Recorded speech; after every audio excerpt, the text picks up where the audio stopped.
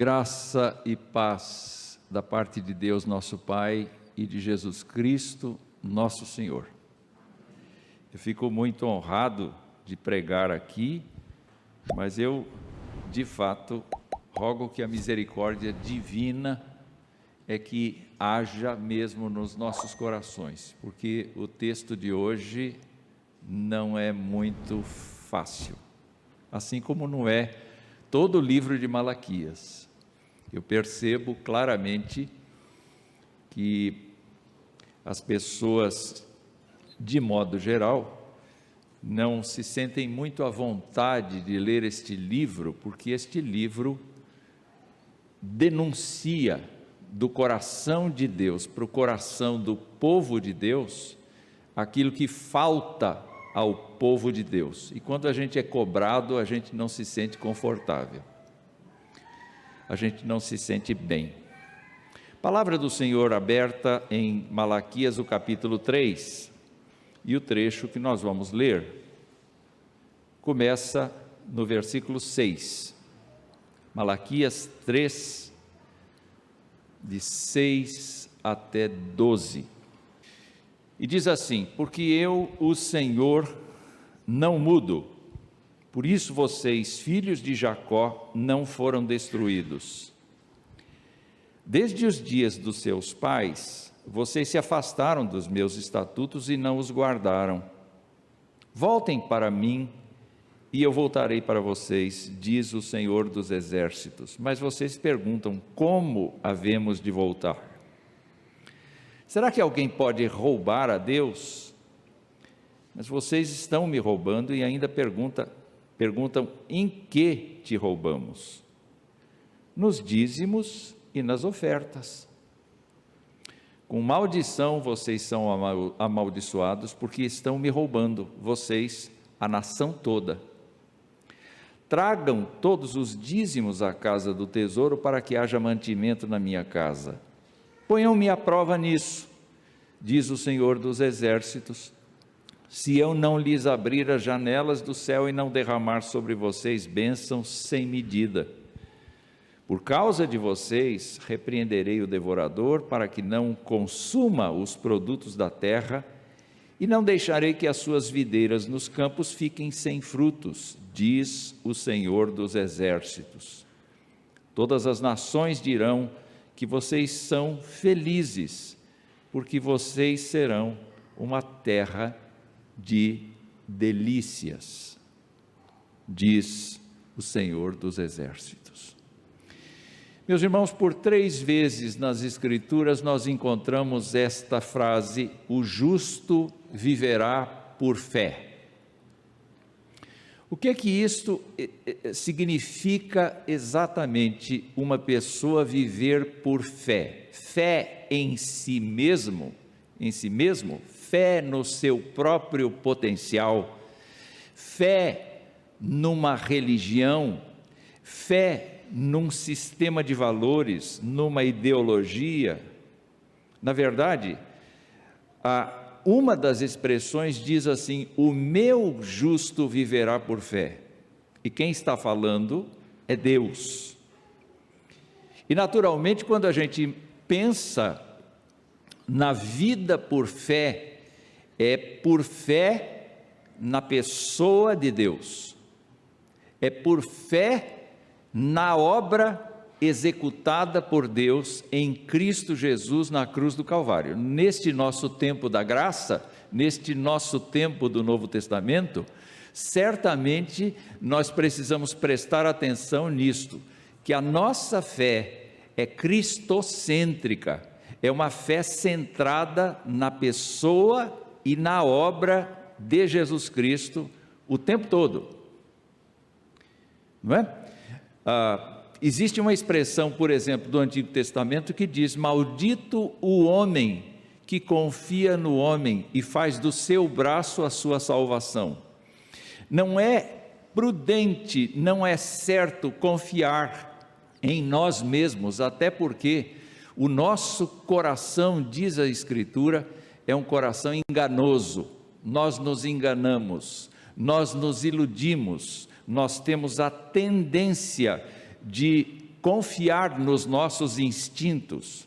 Os americanos gostam muito da expressão siga o seu coração, como se o coração fosse o dono da verdade e fosse o centro de todas as coisas. Mas viver por fé tem um preço, porque a gente não conhece inteiramente a mente do Senhor. Quem conhece a mente do Senhor profundamente é o Espírito Santo do Senhor. E por acaso, o Espírito Santo do Senhor está na vida dos crentes. Ele foi colocado ali, ele selou a vida de cada crente, para que cada crente aprenda a cada dia a seguir o Evangelho da graça, andando na força do Espírito Santo, na sabedoria do Espírito Santo, na conduta do Espírito Santo, porque assim vai se tornar segundo a imagem de Jesus Cristo, Filho de Deus. Em outras palavras, em matéria de religião, o cristianismo não tem muita coisa a oferecer, a não ser uma conduta ética. Mas se nós pensarmos no cristianismo como aquele movimento gerado de Deus, a partir de Deus, então o andar por fé significa adotar para nós todo o conceito das Escrituras e adotar para nós a cosmovisão de Jesus Cristo, a cosmovisão dos apóstolos, a cosmovisão dos profetas e andar por esses valores. Quando olhamos para esse texto, ele é muito utilizado para cobrar dos crentes o dízimo. O tempo todo ele é usado para cobrar os crentes do dízimo. E nesse conjunto de informações que a gente tem visto aqui e recebido mensagens a respeito disto, nós temos sim esse assunto vindo à tona por iniciativa de Deus, não foi por iniciativa dos sacerdotes, não foi por iniciativa de algum governador, foi sim pela iniciativa divina. E aqui começamos com o primeiro estatuto, o primeiro marco, a primeira coisa que deve nortear a nossa cosmovisão, o nosso jeito de enxergar este texto. O primeiro marco que está aqui é que por 4 vezes dentro desta pequena perícope, Deus é chamado de Senhor dos Exércitos. Está falando de um título divino que efetivamente tem o domínio de todas as situações. Mas ele começa afirmando o seguinte: eu não mudo. O Senhor não muda. E isso deve servir para o povo do Antigo Testamento, para o povo do Novo Testamento e para a igreja contemporânea. O Senhor não muda. Quando pensamos nessa questão de o Senhor não muda, nós temos que pensar que Deus é imutável na sua essência. Ele nunca tem uma sombra de variação, diz Tiago. Ele é sempre o mesmo, no seu modo de viver, no seu modo de olhar, no seu modo de desenvolver a história humana. Ele tem sempre a mesma característica. É por isso que quando a gente lê em algum lugar, Deus é fiel, nós temos que compreender que Deus não é fiel a mim, Deus é fiel a Ele mesmo, porque Deus se conduz pelo seu próprio caráter, pela sua própria essência, pelos seus próprios atributos e pelos seus propósitos. Olhem, quando a gente vai para o Éden, a gente observa, especialmente quando Deus avisa ou lança juízo sobre a serpente, que ele tem toda a história na mão, que um dia vai nascer um filho da semente da mulher, e esta semente vai esmagar a cabeça da serpente, e a serpente será destruída. Essa história ainda está para acontecer, mas na mente do Senhor ela já aconteceu. Ela é real. Assim como pessoas que vão crer em Jesus Cristo daqui 100 anos, se Jesus Cristo não voltar, já estão no arquivo celestial, estão no arquivo de Deus, porque Ele se posiciona sempre dentro da sua própria estrutura, e Ele não tem nenhuma necessidade de plano B. Nunca, jamais, em tempo algum, Deus precisou de um plano B. Então ele se apresenta aqui nesta profecia de Malaquias como o Deus que não muda. Sendo assim, o que é apropriado explicar para o povo? É apropriado explicar para o povo que, em função de Deus não mudar, Ele fez uma aliança com Abraão, com Isaque e com Jacó, e o teor desta promessa previa o seguinte: de ti sairão pessoas ilustres que governarão diversas etnias no mundo.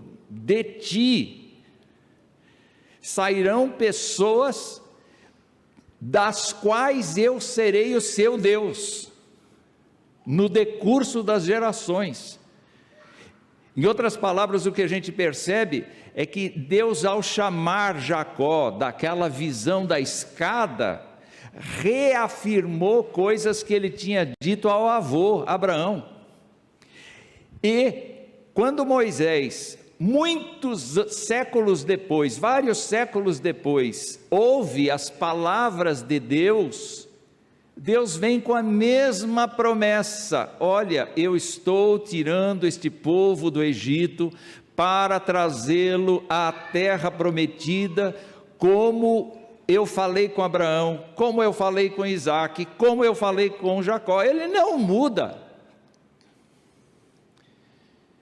E a razão para que ele continuasse abençoando este povo na época de Malaquias é esta. É a única razão que ele tem. Ele é fiel àquilo que ele falou.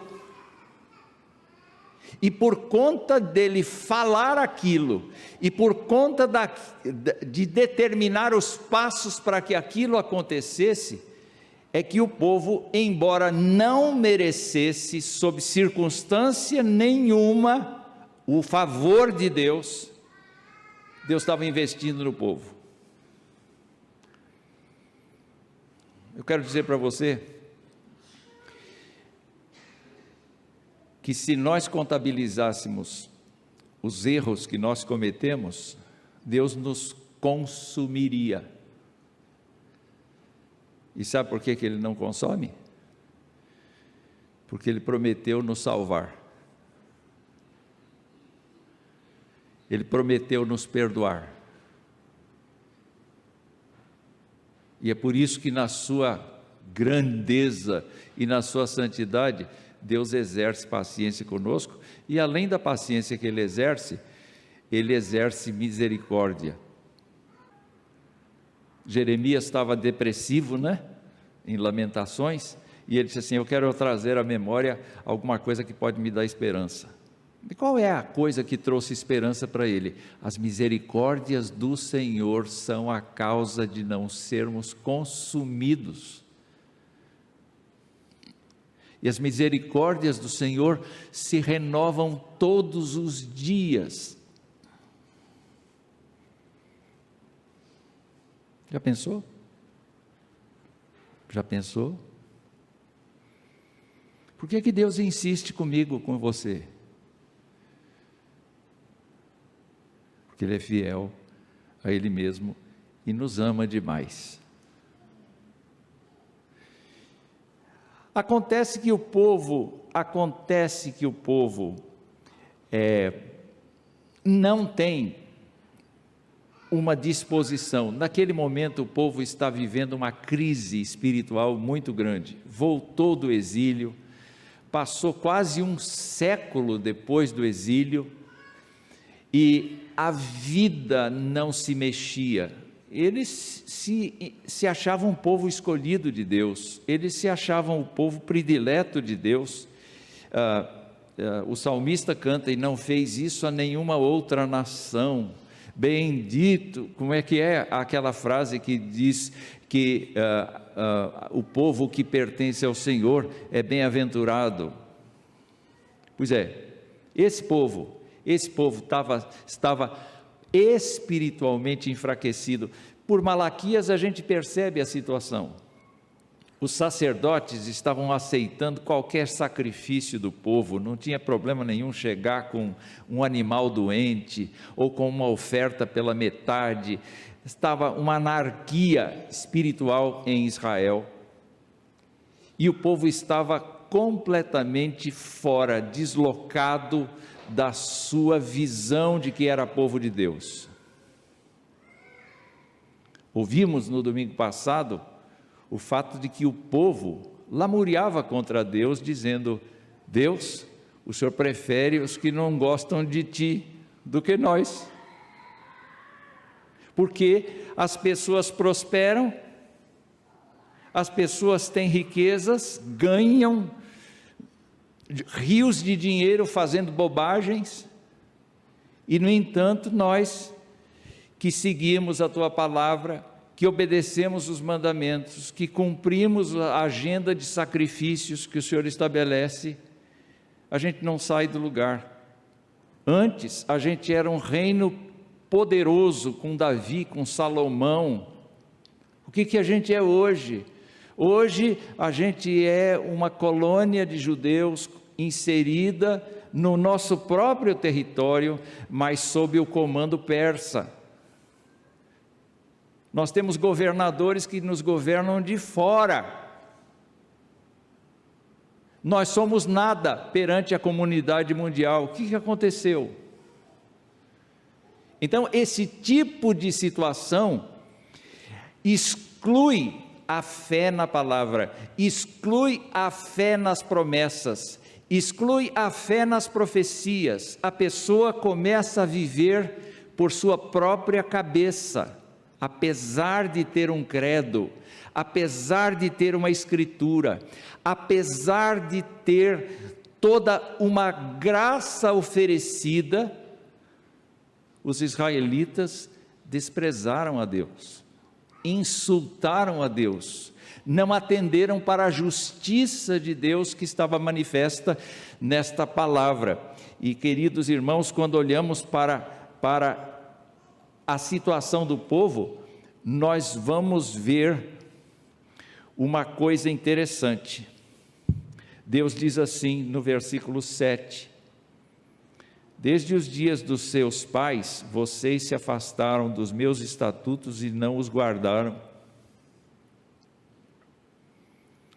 Sabe, pode ser um conhecimento teórico, porque a religião existia, os sacrifícios aconteciam, as festas aconteciam, havia movimentação na igreja de Israel, mas não havia vida. É como o profeta dizia: este povo honra-me com os lábios, mas o seu coração está longe de mim. Existe aquilo que o pregador no domingo passado, o reverendo Wellington, chamou de manipulação, e hoje de manhã nós vimos como uma forma de hipocrisia, como uma forma de engano. Olhando para esta passagem, nós observamos então que aqueles israelitas decepcionados com Deus tinham sim, continuavam sim, obedecendo os sacerdotes, fazendo as suas entregas, mas ao mesmo tempo eles já estavam infiéis uns com os outros, como nós vimos há alguns domingos atrás, eles estavam infiéis, casando-se com mulheres estrangeiras que tinham deuses diferentes e adotando dentro da sua casa duplos cultos, de maneira que os filhos nem o hebraico sabiam falar. E eles tinham deixado a esposa da sua mocidade, eles tinham promovido divórcios por qualquer razão.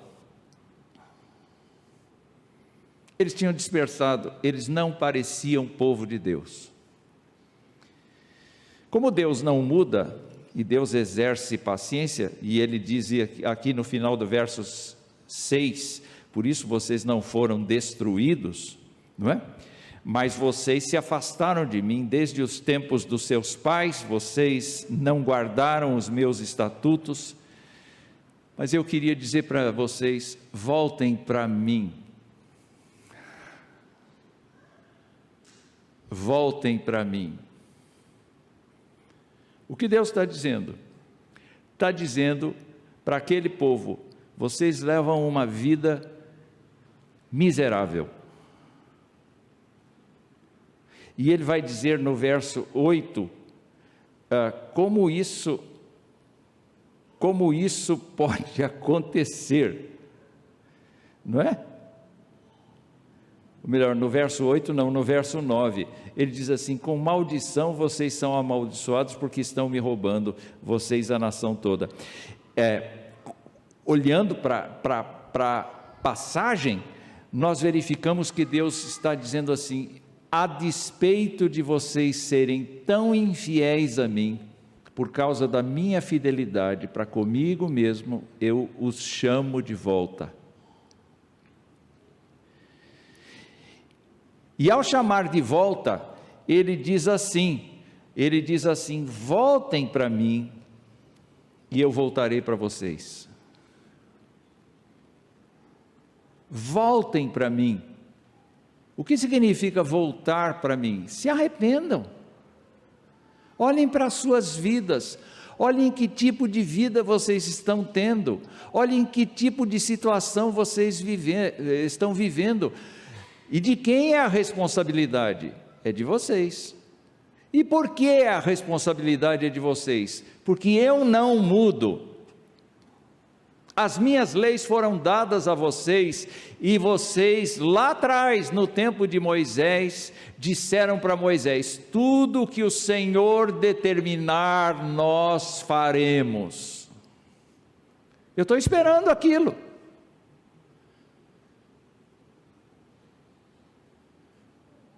E meus amados irmãos, olhando para a mensagem do domingo passado, nós verificamos isso, que Deus é Deus de justiça, Deus vai cobrar cada um daqueles que pertencem a Ele, acerca do que fizeram com a sua entrega, com a sua fé, com a sua confiança, com a sua dependência, cada minuto da vida. O quanto andaram pela sua própria cabeça, o quanto andaram pelo seu próprio estatuto, e não pelo estatuto da palavra. Porque a parte que nós não podemos fazer, Deus fez, Ele nos comprou, Ele nos salvou, não é verdade? Mas agora, nós temos uma parte a pagar. E qual é a parte a pagar? Fidelidade ao Senhor, andar por fé, mesmo que a gente não enxergue no momento, nem daqui um mês, nem daqui 2 meses, qualquer resultado diferente do que nós temos hoje. Nós temos que andar na confiança, na dependência, na graça do Senhor.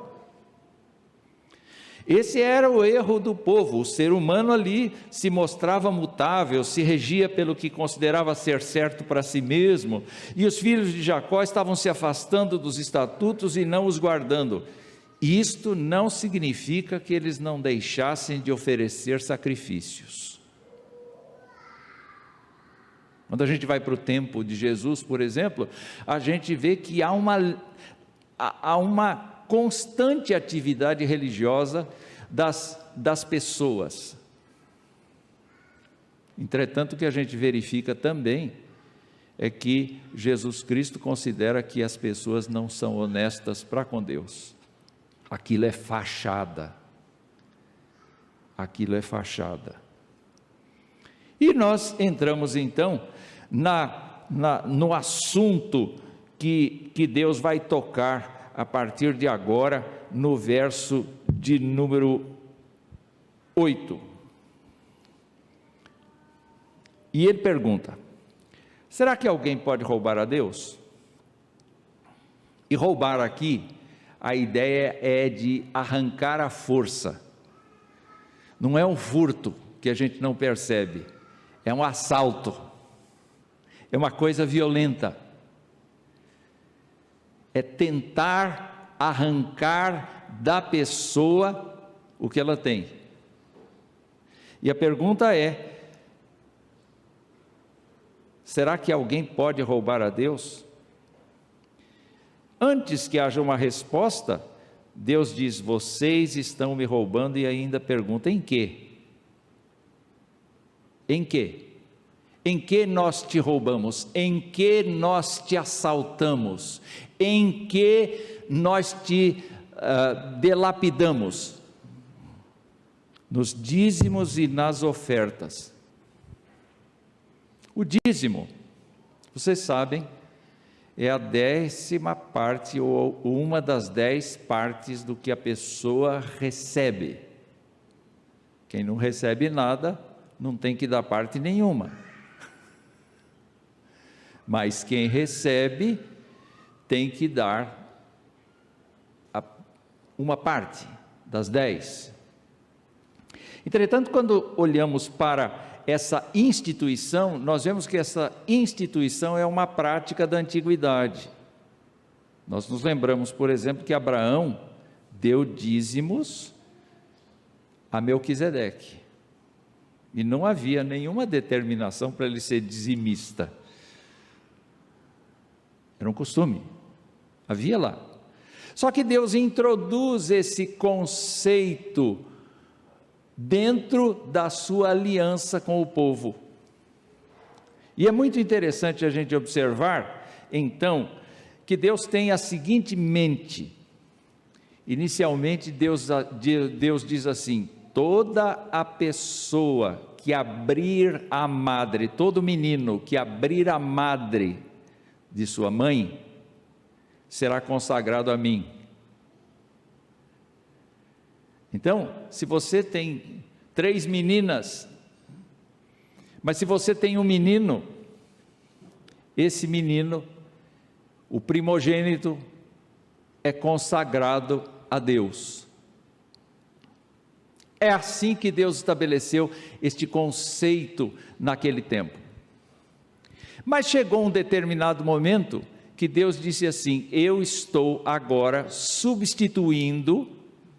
Continua a prática de consagração do primogênito para mim, mas agora eu estou substituindo todos os primogênitos de todas as tribos pela tribo de Levi. E a tribo de Levi vai ser uma tribo que vai servir para mim como uma tribo sacerdotal. 2 classes de pessoas dentro dessa tribo de Levi: os sacerdotes, que executam os sacrifícios, os holocaustos, as ofertas pacíficas, a oferta de manjares, tal, etc. E os levitas, que são subchefes de serviço adjunto. Já viram esse cargo? No Banespa de antigamente tinha. Subchefe de serviço adjunto.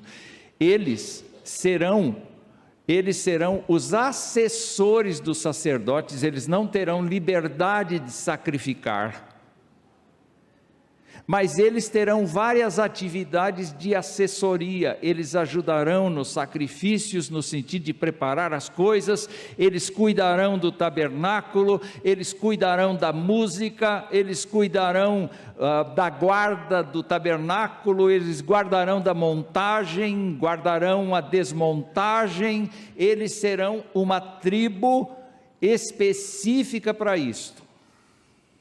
Mas tem o seguinte: essa tribo de sacerdotes e levitas não terá propriedade no seu nome. Eu não estou dando para eles nenhum lugar da terra prometida. Eu estou dando a mim como herança para eles. Deus vai dizer em Levítico 27, Deus vai dizer em Números 18, que Ele é a herança da tribo de Levi. Mas como é que essa tribo de Levi vai exercer todo esse expediente religioso?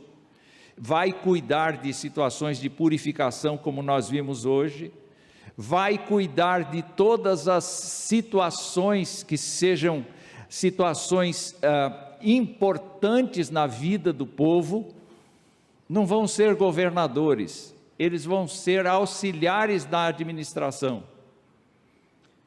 Inclusive Deus estabeleceu que eles iam trabalhar dos 30 aos 50 anos, depois no tempo de Davi eles começavam a trabalhar dos 20 até os 50 anos, e assim era um período limitado de atividades. A gente tinha os levitas aposentados, não é? A gente tinha aqueles levitas que ainda estavam sendo preparados para ser levitas.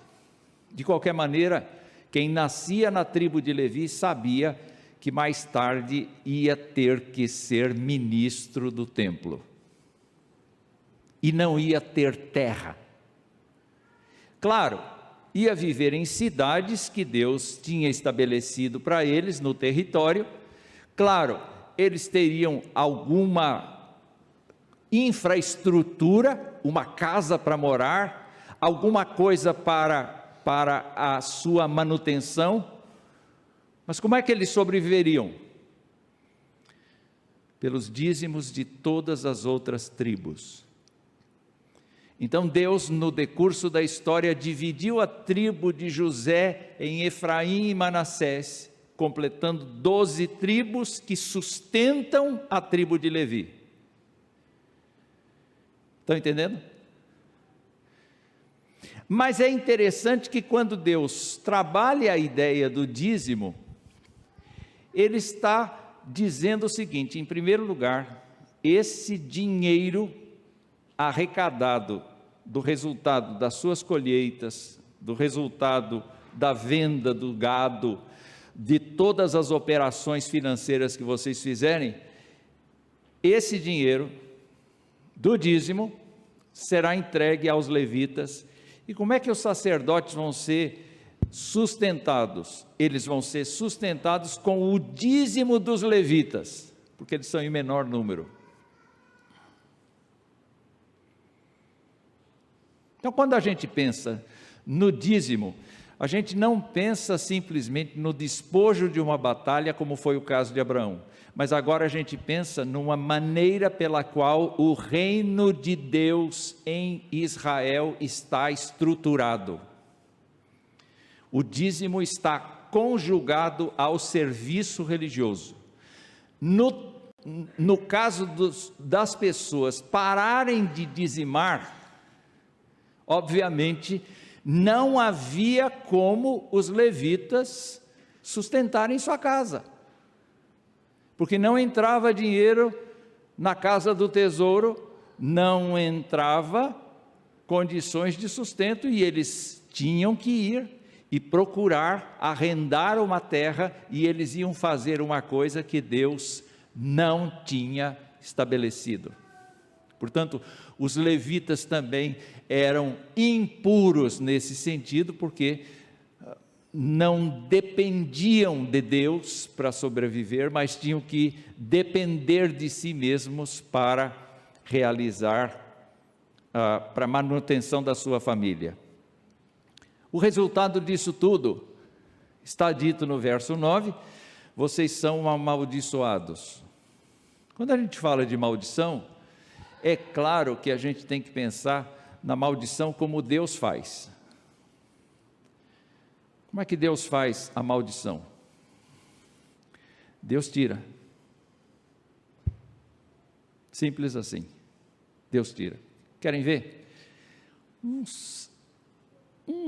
Umas décadas antes quando Ageu profetizou. Vá lá para a sua Bíblia em Ageu.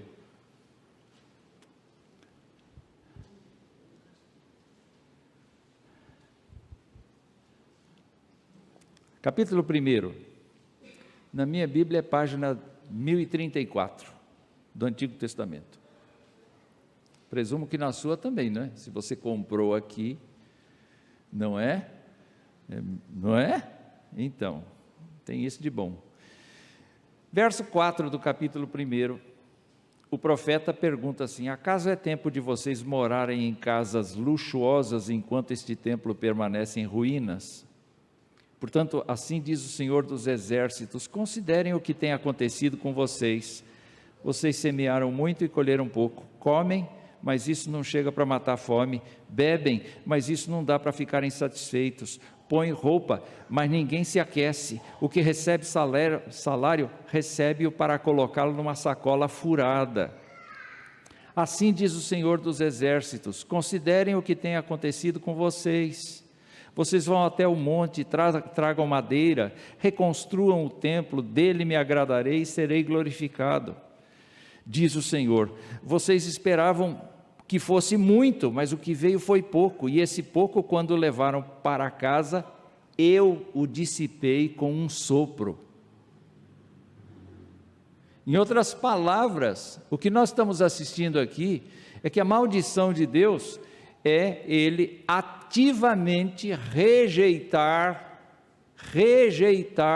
qualquer ação daqueles crentes do Antigo Testamento e de fazê-los permanecer na penúria. Você já parou para pensar como é que é a sua vida? Será que pode estar acontecendo com você que a sua confiança excessiva nos teus negócios, nos teus investimentos, nas tuas coisas, estejam simplesmente sendo coisas ao vento, porque Deus está dissipando? Você consegue pensar em Deus dessa maneira? Ele disse lá para aquele povo, naquele momento da história de Malaquias, ele disse isso: eu amaldiçoo vocês, eu amo vocês, mas ao mesmo tempo eu retiro de vocês as bênçãos que vocês poderiam ter. Por quê? Então ele explica, vocês, a nação toda, estão me roubando? Então façam o seguinte: tragam todos os dízimos, não é qualquer, não é uma parte dos dízimos, tragam todos os dízimos. Não façam como Ananias e Safira, não é? Se Malaquias tivesse conhecido Ananias e Safira, ele teria dito isso. Não façam como Ananias e Safira, que disseram que o terreno foi vendido por um preço e eles omitiram para ficar com uma parte. Então tragam tudo que é receita. É muito interessante isso. Às vezes eu recebi esse tipo de pergunta: pastor, o dízimo é sobre o bruto ou é sobre o líquido? Porque tem tanto desconto na nossa folha de pagamento, não é? Então a nossa tendência é dizer assim: eu vou dar dízimo do líquido, porque pega INSS, pega seguro-saúde, pega não sei o que, pega isso, pega aquilo, sobra isso, então eu vou dar disso. A única pergunta que eu quero fazer é a seguinte: quanto é que está registrado na sua carteira que é o seu salário? Então é sobre isso que você deve dizimar, sobre o que está registrado na tua carteira. Aí as horas extras, todos os dízimos,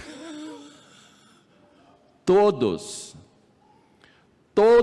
os dízimos, tragam todos os dízimos à casa do tesouro. Observem que não é para uma pessoa, é para uma estrutura.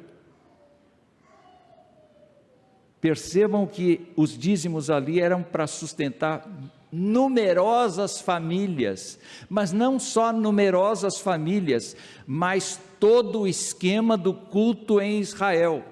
Um levita tinha que transitar, um levita tinha que ensinar, um levita tinha que produzir uma coisa, ele tinha que estar com a casa dele descansada, porque tinha recurso lá dentro da casa dele, para que a família estivesse em paz.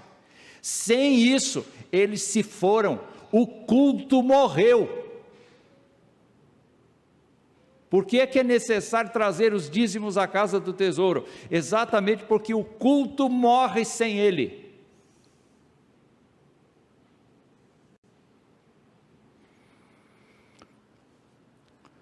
Olha só, Deus está dizendo aqui: tragam todos os dízimos à casa do tesouro para que haja mantimento na minha casa. Por que é que Deus precisa de comida? Por que é que Deus precisa de mantimento na casa dele? Ora, isso é representativo do sustento de toda a classe sacerdotal e do levirato. E isso é necessário para que milhares de pessoas sejam nutridas, porque elas não têm nenhuma propriedade em seu nome. Elas não podem ter, porque a única herança que elas têm é o próprio Senhor. Em razão disto, é que Deus diz assim: vocês estão agredindo a mim, quando vocês escondem o seu sustento, ou a renda do seu sustento, e não entregam à casa do tesouro. É muito grave essa acusação, e ele então se lembra de uma outra coisa que ele disse muito tempo atrás, que é a seguinte: havendo fidelidade dos israelitas para essa questão de trazer as suas ofertas, os seus dízimos para a casa do tesouro, Deus, vai intervir na terra, Ele vai intervir na natureza, Ele vai promover estações de chuvas, Ele vai promover uma produtividade do solo a favor deste povo, numa terra que é muito complexa.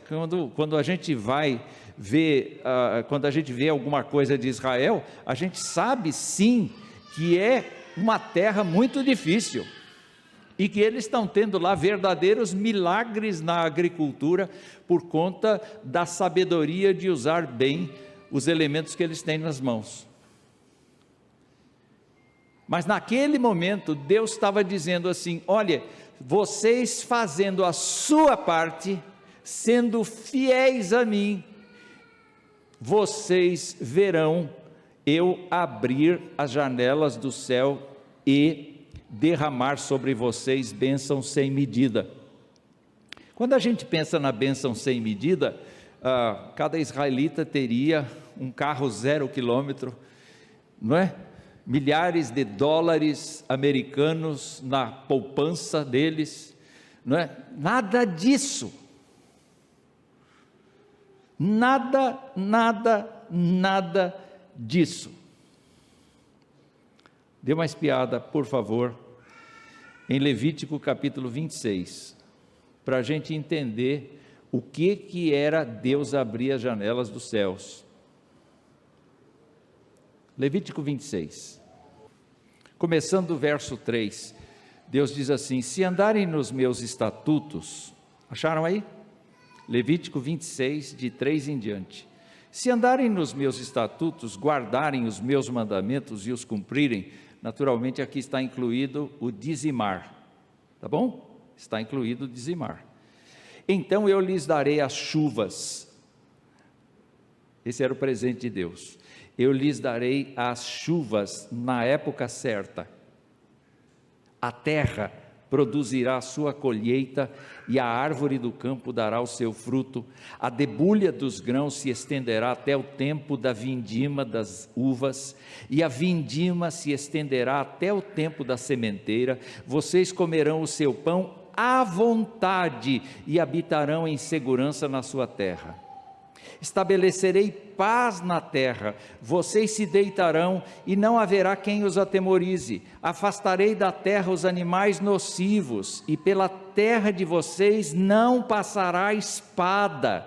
Vocês perseguirão os seus inimigos, e eles cairão à espada diante de vocês. 5 de vocês perseguirão 100 deles, e 100 de vocês perseguirão 10.000, e os seus inimigos cairão à espada diante de vocês. Olharei para vocês e os farei fecundos, e os multiplicarei, e confirmarei minha aliança com vocês. Comerão o que tiver sobrado da colheita anterior, e para dar lugar à nova colheita, jogarão fora o que tiver sobrado da anterior.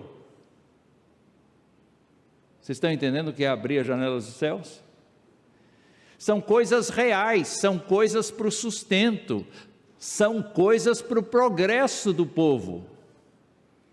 Em outras palavras, Deus disse assim: olha, vocês me agridem, fazendo com que os meus sacerdotes fiquem do jeito que estão, sem condições de sustento, mas vocês se esqueceram que as primícias de tudo quanto vocês recebem são santas, são minhas, Deus disse, e vocês estão tomando aquilo que é meu, para usar nas suas coisas.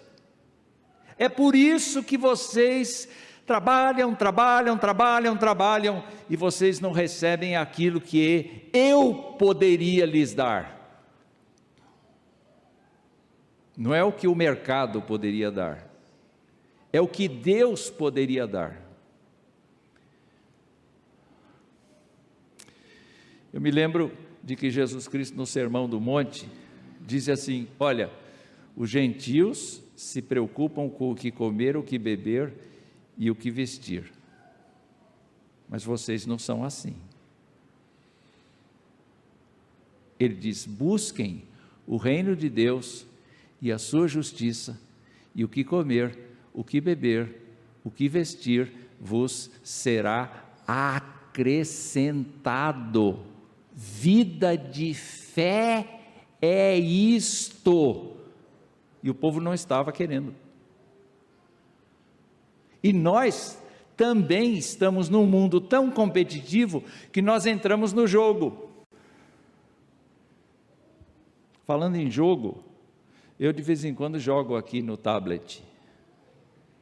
Quando você olha aqui a tela do tablet, tem lugares que o meu dedo passa sempre, porque é o joguinho do tablet. E o que eu observo? Que existe uma série de propagandas dizendo: agora você não precisa de uma corretora de valores, você pode investir você mesmo, e você pode então fazer todas as suas aplicações num simples apertar de dedo. E eu não me admiro se tiver crente nisso aí já. Quando a palavra do Senhor nos fala dessa situação,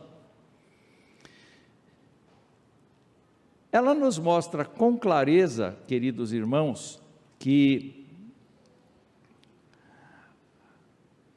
o entrave com Deus por conta dos dízimos impedia que Deus agisse livremente para o bem do seu povo. Não estava prometendo riquezas, estava prometendo trabalho duro, mas era um trabalho que dava resultado. O salmista, quando falou do justo, que não anda no caminho dos pecadores, não se detém, não se assenta, etc., ele diz que o justo é como árvore plantada junto a ribeiros de águas, cujas folhas estão sempre verdes, cujos frutos nascem na estação própria, e tudo quanto faz prosperará. Quem vai prosperar o caminho de uma pessoa que teme ao Senhor e que anda por fé na sua palavra? É o Senhor. Viver por fé é justamente o fato de nós experimentarmos da parte de Deus a sua intervenção cotidiana na nossa existência e no nosso suprimento.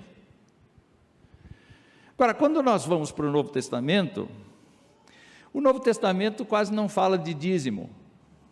Então, muita gente diz assim: pastor, dízimo é para o povo do Antigo Testamento, não é para nós. Agora é oferta.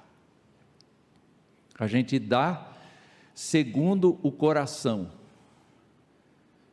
Se depender do quanto nós temos no coração para dar de oferta, meus irmãos, essa igreja fale.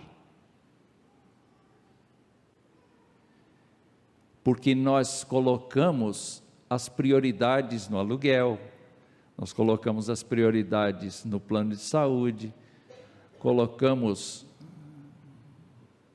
na internet, no telefone móvel, na eletricidade, na água. A gente trabalha para pagar imposto, a gente trabalha para pagar o consumo. Então muita gente diz: pastor, eu prefiro acreditar que o dízimo não existe mais, porque eu não tenho de onde tirar, está tudo comprometido, eu estou até devedor no cheque especial, eu estou até devedor nos cartões de crédito.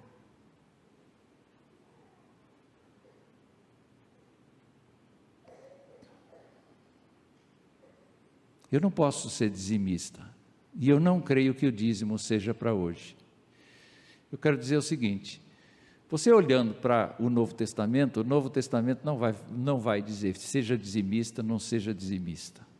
O Novo Testamento vai dizer assim: Ele nos comprou, não somos de nós mesmos. Quanto é que nós devemos a Deus? A resposta mais simples vai ser: nós devemos tudo a Deus. O que é efetivamente nosso? A resposta automática vai ser: nada é nosso, porque quando nós partimos desse mundo, nós não levamos nada. Chegamos nus, nos vamos nus. A única coisa que nos acompanha são as nossas obras, de acordo com o Apocalipse. O que fizemos. Mas eu quero lembrar a vocês que Deus não muda. Para mim isso é importante. E quero lembrar a vocês que quando Deus estabeleceu o dízimo, Ele disse assim: a primícia, a primeira das 10 partes é santa ao Senhor. Quando você crê em Jesus Cristo como seu Senhor e Salvador, você é comprado para servir o Deus do Antigo Testamento e do Novo Testamento, porque Ele é o mesmo.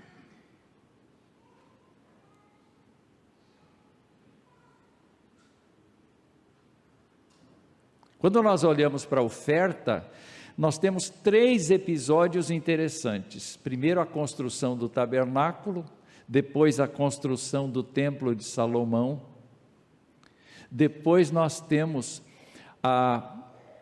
as ofertas às igrejas pobres da Judéia, narradas por Atos e por 1 e 2 Coríntios capítulos 8 e 9. Aí sim era a liberalidade do coração, mas nenhum sustento para os levitas. Não estava previsto isso. Como é que estava previsto o sustento dos levitas? Estava previsto que todos os dízimos deviam ser trazidos à casa do tesouro para que houvesse mantimento na casa do Senhor. O interessante do dízimo, quem estuda um pouco o dízimo, é que talvez 2 ou talvez 3 dízimos por ano, 2 dízimos com certeza estão registrados: o sustento dos levitas, quer dizer, a tribo de Levi. Depois, em Deuteronômio 14, nós encontramos uma situação em que o povo deveria dizimar, mas comer do dízimo junto com o levita, junto com o órfão, junto com a viúva, junto com o estrangeiro dentro da porta.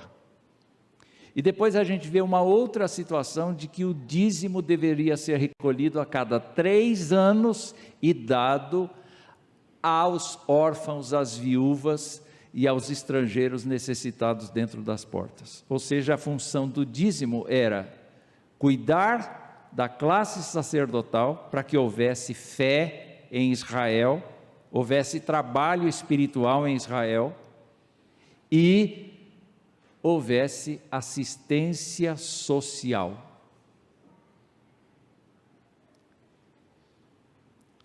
Quando olhamos para o Novo Testamento, nós vamos ver o apóstolo Paulo dizendo que o amor ao dinheiro é a raiz de todos os males. Nós vamos ver Jesus Cristo dizendo assim: onde estiver o vosso tesouro, aí está o vosso coração. Nós vamos ver Jesus dizendo: olha, vocês fariseus dizimam até as hortaliças, mas vocês se esquecem da misericórdia, do juízo, vocês se esquecem da beneficência das pessoas. E ele diz: vocês não deveriam deixar de dizimar, mas vocês deveriam praticar a justiça, a misericórdia e exercer a humanidade na vida das pessoas. Portanto, eu defendo a ideia aqui de que Deus não muda. E a primeira das 10 partes de tudo quanto eu recebo e você recebe, devem ser declaradas santas ao Senhor, para que haja mantimento na casa do Senhor. Toda vez que nós dissermos: pastor, não dá, eu tenho tantos compromissos que eu me perdi nos negócios, eu estou endividado, mas eu quero fazer um desafio para você. No primeiro ganho que você tiver, você diga para Deus: Deus, isto aqui é teu, eu te adoro, a tua palavra diz que eu devo buscar o teu reino e a tua justiça, e o que comer, o que beber, o que vestir me será acrescentado. A tua palavra afirma que o Senhor abrirá as janelas do céu para sustento. E eu quero terminar contando uma experiênciazinha que eu tive. Foi assim: eu estava naquela casa pastoral que o reverendo Luiz Roberto mora, mas naquele tempo tinha uma área envidraçada na frente. Só os antigos vão lembrar de como era a casa. E a minha esposa colocou uma samambaia, uma avenca portuguesa, no cantinho daquela área. Vocês sabem que a avenca portuguesa tem as folhas assim que se esparramam muito, né? E eu fui pregar na igreja de Itu, no aniversário da igreja. E é costume, quando a gente vai numa igreja pregar o evangelho, nos auxiliarem com uma ajuda de custo para pagar a despesa de viagem. Nada assim para lucrar, é para cobrir os gastos mesmo. Pois bem, o culto aconteceu, eu preguei, foi lá para o bolo de aniversário da igreja, Deus abençoe, Deus te fortaleça, e eu saí sem nada.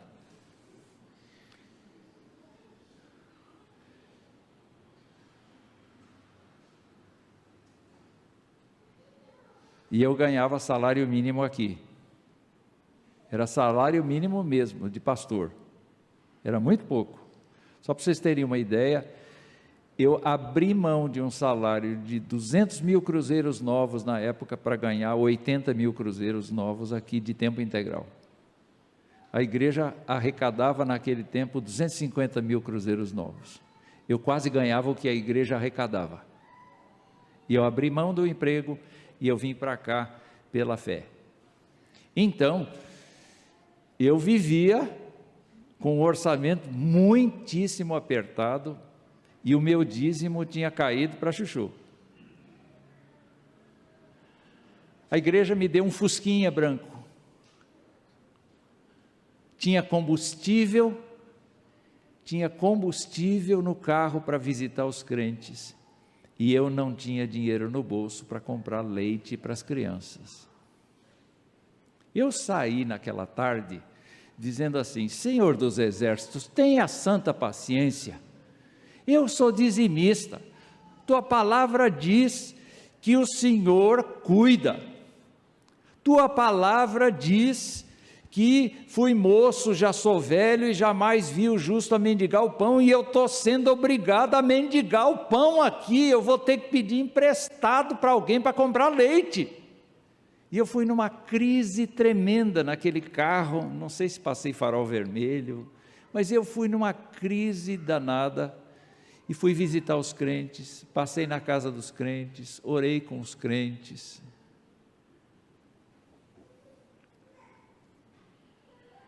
E eu cheguei de volta. Fazia uns 2 meses que eu tinha ido na igreja de Itu. Cheguei de volta, peguei as cartas, porque o carteiro chegava, entrava pelo portãozinho e jogava ali naquela área. E no meio das cartas, cobrança, isso, aquilo, eu achei uma carta da igreja de Itu. Eu abri aquela carta, tinha uma mensagem assim: pastor, desculpa, o senhor veio aqui faz 2 meses, a gente só lembrou hoje que a gente esqueceu de te dar ajuda de custo.